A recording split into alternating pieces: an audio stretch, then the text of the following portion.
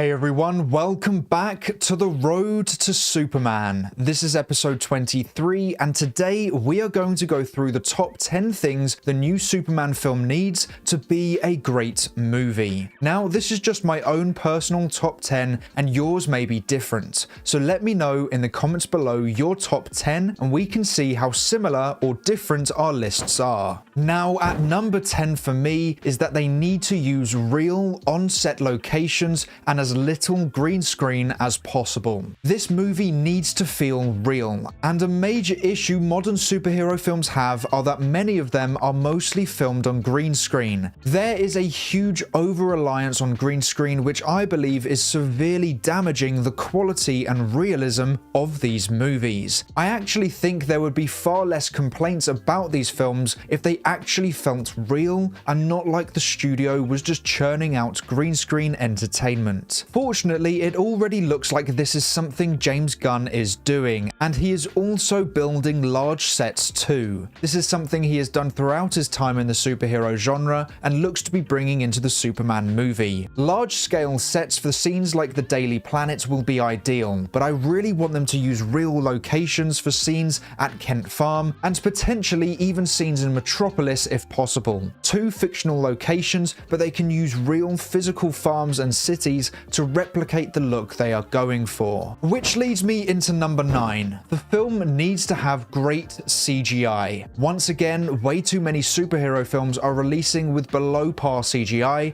and that is due to two reasons. One is that they are now relying on their CGI departments way too much, and secondly, they are rushing them to get the CGI done, leading to weak and fake-looking CGI that causes the audience to feel less engaged with the movie. For me, one of the best parts about great superhero films are when they feel real, when they feel like they actually took place, as if this was no longer a movie, but instead real life. When you can sell to the audience that what they are seeing is real, or as real as a superhero flying through the air can be, then you really are on the right path to creating a fantastic movie. And fortunately, yet again, this is something James Gunn is already focused on. He has been sending over shots already to the VFX department so they can get to work on the CGI for specific scenes they have already filmed. The movie will also have almost an entire year in post-production, meaning the CGI should be as perfect as it can be. So hopefully the CGI will be great. Now moving on to number 8, I want to leave the cinema feeling that I want more. Now I know that is an obvious thing to want from a movie, but this isn't just for the Superman film. This is for the DCU as a whole. This movie is the beginning of a whole new cinematic universe, and if I don't come out of that cinema going, wow, I can't wait to see what the DCU has in store, then the film hasn't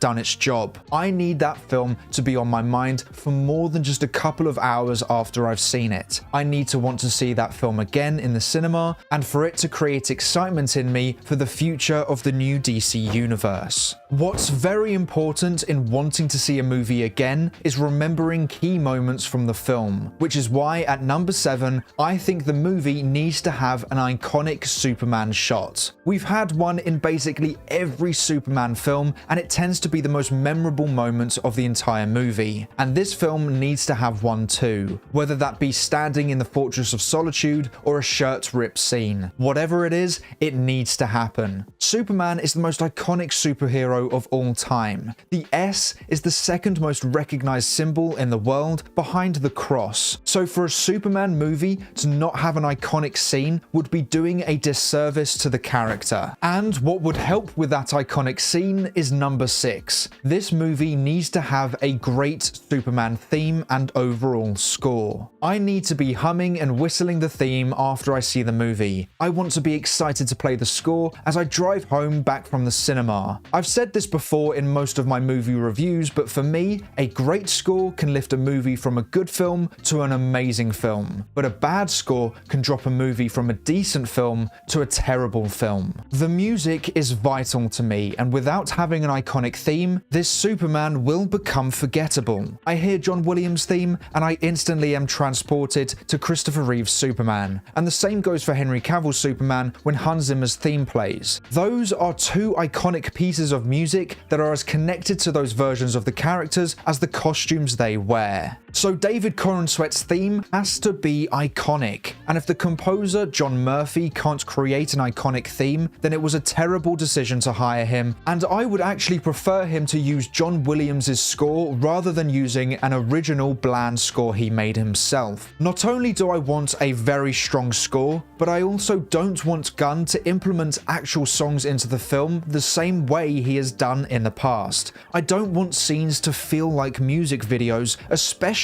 for a Superman movie. I'm not saying songs can't be in the film, because they definitely can, but they can't be anywhere near as common as they are in his Guardians films. What I would love is if he chooses songs where the lyrics actually help tell the story or match with how the character is feeling. Things that can really help elevate the story, but I don't want a big action scene to happen and we have a pop song playing over the back of it. I think it would just ruin the entire scene for me. And speaking of action, number 5 is that this film has to have intense action in it. I'm talking Man of Steel or Godzilla vibes to it. It has to sell the power of these characters. What transformed my perspective of Superman in live action was seeing the raw strength of Superman in Man of Steel. Not necessarily the destruction within that film, but the speed and power of him was unlike any other hero we had seen at the time. That kind of aggressiveness really sold how strong this Superman was, and I think that is the bar now. If this Superman doesn't have that intensity to him, then he will feel far weaker, and I actually think the fight scenes will feel far slower and less entertaining. In Guardians of the Galaxy 3, Adam Warlock was the closest thing to Superman, and the way his powers, flight, and action was shown was far weaker than I had hoped. It was quite slow, and it meant that the scenes didn't feel as intense as they could have felt. So I hope for Superman, we see intense, fast action that feels like a spectacle. And what would help with making scenes feel like a spectacle is number 4, which is a must. We need to have great cinematography. Now, the cinematographer for Superman, Henry Braham,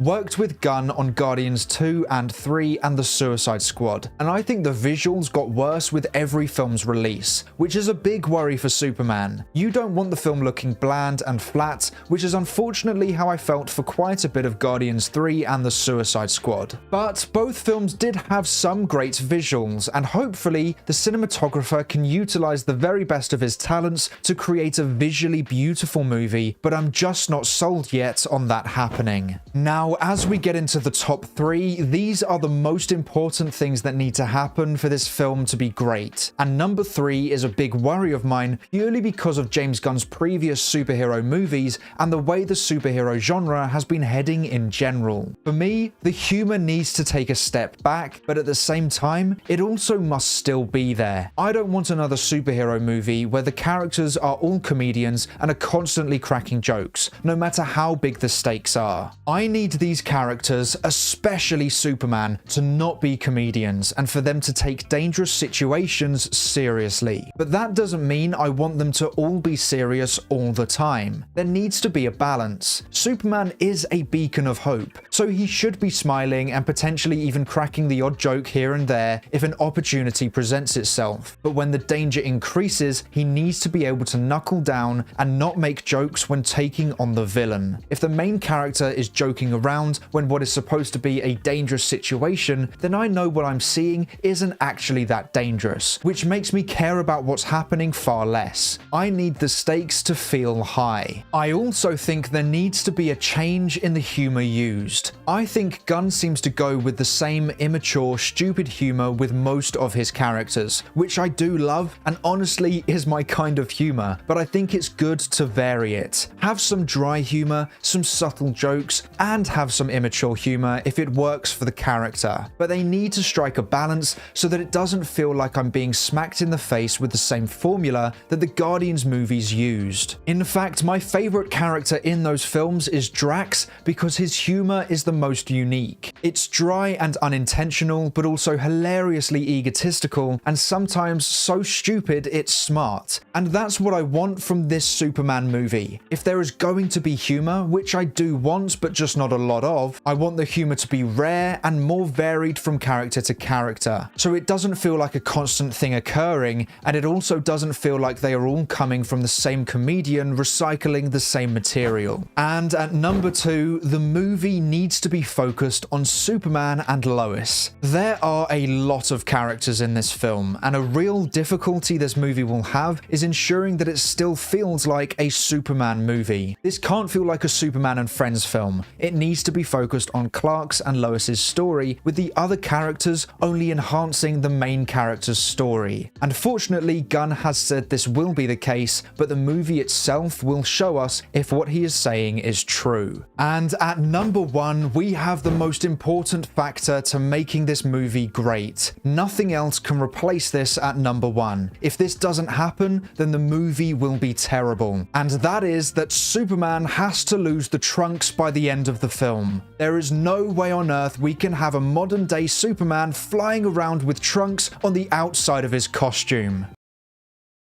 Of course, I'm only joking, and I know I got some of you there, but the actual most important thing this film needs to have is a great story. Without that, none of the previous 9 things I mentioned matters. The story is king, and without it, you have another generic superhero film that will be forgotten in a few weeks. Gunn has said that every DCU project will have the story as the priority, and that is what we like to hear. But once again, the movie itself will show us if that will be the case. I want this film to be hopeful, emotional, inspiring, a bit funny, and quite epic. And that will all happen if we have a great story. The Superman movie has so much potential, and I think with these 10 things I have listed, the movie will be able to reach its potential. Now, like I said at the beginning of the video, let me know your top 10 in the comments below. We've just got over a year until the film comes out, and I think it would be really interesting to rewatch this video after the movie releases and go through how many things within our top 10s actually came true. But that is all for today's episode of The Road to Superman. Thank you so much for watching. Please make sure to like, subscribe, and turn on post notifications so you never miss an episode. I hope to see you here again soon, so until then, have a great day. Bye!